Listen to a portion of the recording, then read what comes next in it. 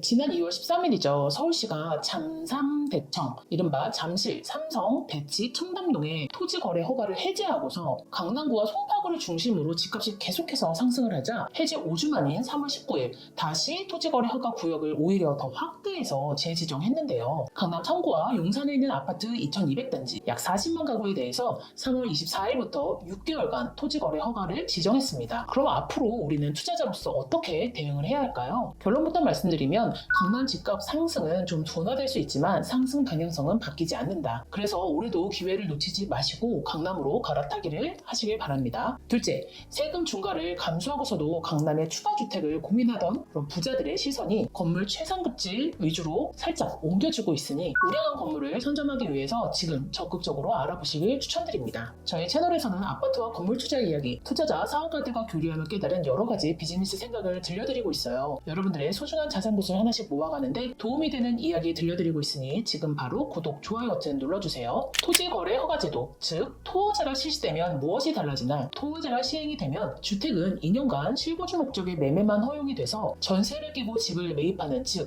갭투자 목적의 주택 구입이 불가능해집니다. 이런 토어제가 원래는 1979년 처음 시행된 제도인데요. 원래는 신도시 개발이나 도로 건설 등을 할 때 토지에 있어서 그 무분별한 투기 세력의 유입을 막기 위해서 그린벨트 같은 비어있는 땅에 하는 조치였어요. 즉 토지 위에 지은 아파트 투기를 막기 위한 제도는 아니었죠. 그런데 이 제도가 지난 정권에서 이 제도 사상 최초로 인구가 밀집한 강남 부신 한복판에 이 토어제를 실시하면서 사실상 주택거래 허가제가 아니냐는 말이 나왔었는데요. 심지어 당시 그 관할 구청 공무원이 정상적인 실거래마저 허가를 하지 않는 월권 행위도 발생했었죠. 대치 아이파크에 사는 어떤 분이 이제 4인 가족인데 아이들이 성장해서 좀 넓은 평수로 옮기겠다고 했는데 강남구청 담당자가 지금 살고 있는 집도 충분한데 왜 더 넓은 아파트로 옮기려 하느냐 핀잔을 주면서 불허를 한 거죠. 정말 어처구니가 없죠. 이번 토지거래 허가제를 보면 이 재지정이 아파트로만 한정이 되었거든요.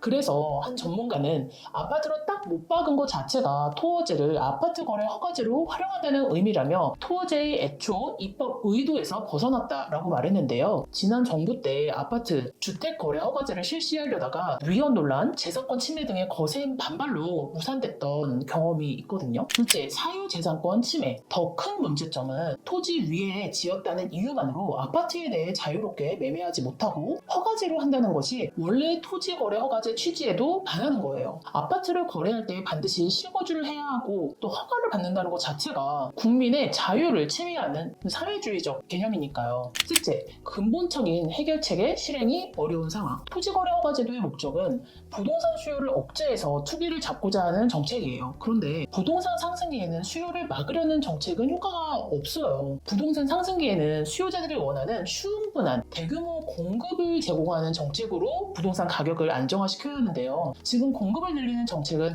해도 모자란 판에 서울시의 2026년 신규 공급이 올해에 비해서 약 80% 줄어서 7,000호에 그칠 것으로 전망이 되고 있습니다. 원자재 가격과 인건비 상승으로 건설사가 신규 주택을 건설하는 데 부담을 느끼고 있고 또 정부도 재건축 재개발에 대해서 강한 규제를 걸면서 진행이 더딘 상황이죠. 그리고 해제 시점도 사실 문제였는데요. 이렇게 애초에 토지가 아닌 주택 거래 허가제를 도입하는 것도 잘못인데 100번 1000번 양보하더라도 토지 거래 허가 해제 시점이 정말 좋지 않았어요. 부동산 매수 심리가 완전히 꺾였던 2022년, 2023년에 풀었어야 했는데 뭐 그때 풀었다면 이렇게 갑자기 강남 위주의 아파트값 급등 상황은 오진 않았겠죠. 사실 토어제를 해제하던 2월 당시 매수 심리를 보면 집을 사려는데 매도인이 계좌를 안 주는 매도 우위 시장이었어요. 토어제가 너무 오랫동안 지속되고 그 와중에 반포가 계속 치고 올라가면서 다른 지역과 갭이 벌어졌거든요. 그러다 보니 강남 안에서도 저평가 지역에 투자를 해볼까 하는 투자 심리가 막 강남에 들어오던 상황이었죠. 서울 전체를 보면 상승세가 이제 통계상으로는 잡히지 않을 수 있지만 양극화가 되고 있다는 사실을 정부가 조금 더 예민하게 살펴봤더라면 해제 시점을 2월에 잡았을까 싶더라고요. 이렇게 매수 심리가 조금씩 올라가던 타이밍에 하필 토어제를 해제를 했으니 당연히 수요가 더 몰리게 된 거죠. 그럼 다시 강남에서 더 확대돼서 토어제가 재지정된 상태에서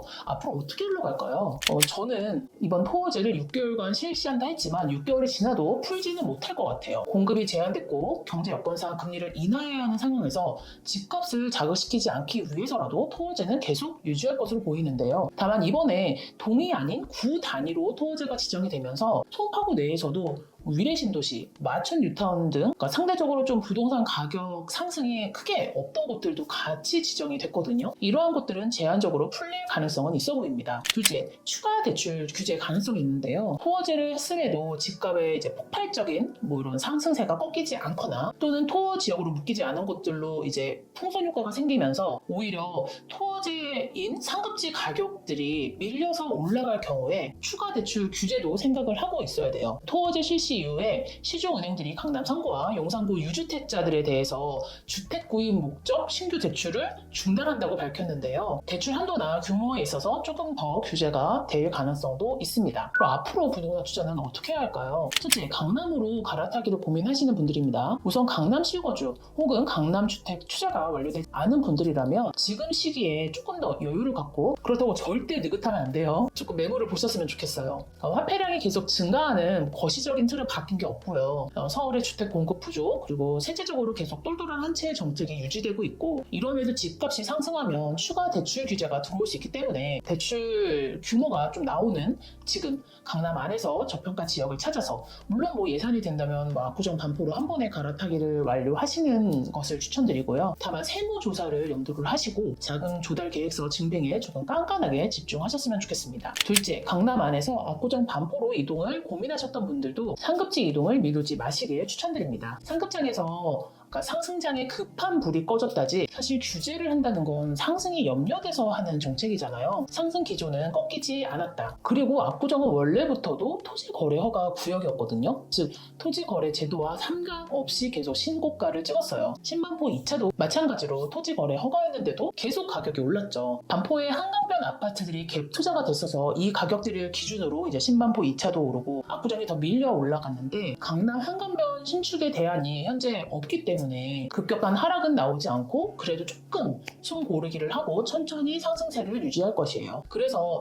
원래 이동을 좀 생각하셨다 하면 오히려 이제 조금 너무 초조함, 조급함에서 벗어나서 조금 정신을 좀 가다듬고 보자 하고 좀 부동산을 돌아다니면서 이동을 미루지 마시면 좋겠고요. 그리고 기존에 토지거래 허가로 눌려있던 강남 안의 재건축 재개발들도 좋게 봅니다. 그러니까 폭발적인 뜨거운 조급한 그런 투자세는 좀 줄겠지만 그 외 지역에 계셨던 분들은 조금 조정된 매물 혹은 금매가 나온다면 기회를 놓치지 마시고 보시길 바래요. 24일 지났다고 부동산과 소통을 끊으시면 안 됩니다. 추가 주택을 고려하던 분들 있어요. 그러니까 강남에 이미 살고 있는데 강남에 또 추가로 집을 살려고 했던 분들 계시죠. 이런 분들은 재개발과 강남 최상급지 건물을 보세요. 사실 이제 강남 집이 급격하게 오르다 보니까 추가 매수를 고민하던 분들이 계셨거든요. 원래 이 수요들이 이제 종부세, 취득세 감안하고서라도 강남에 추가로 주택 매수하면서 몇 년 동안 끌고 가보겠다 이런 수요였는데, 이제는 세금 부담보다는 허가 자체가 이제 어려워지니까 아무래도 재개발 쪽으로 수요가 흘러 들어갈 것으로 보입니다. 세금 중과를 각오를 하고 이번 아파트 상승 텀을 놓치기 싫다 하시면 한남 뉴타운, 방배 재개발 구역 같은 그런 주택 재건축도 좋은 투자 대상이 될 것이에요. 그리고 또 마지막,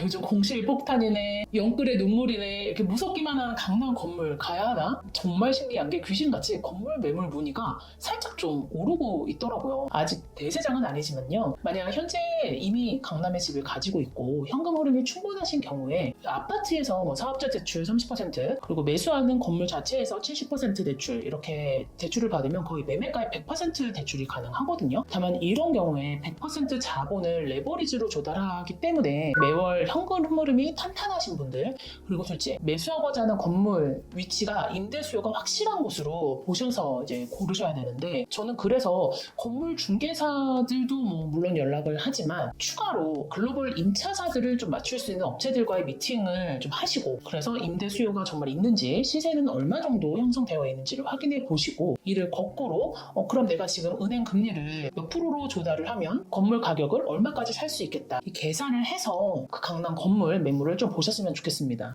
건물주가 많이 찬밥 신세잖아요. 누가 귀찮게 힘들게 건물 사냐, 이런 온라인 시대에 무슨 건물이냐 하고 외면받는데, 저는 이럴 때일수록 가장 우량한 소유한 자산을 좋은 가격에 살 수 있는 기회라 생각하고 저 역시 계속 매물을 검토 중입니다. 마지막으로 강남 아파트 매도를 고민하시는 분들 있으실 거예요. 상속 증여 이슈로 강남 아파트 매도를 고민하신다면 우선 지금 굳이 꼭 팔아야 하는 것인가?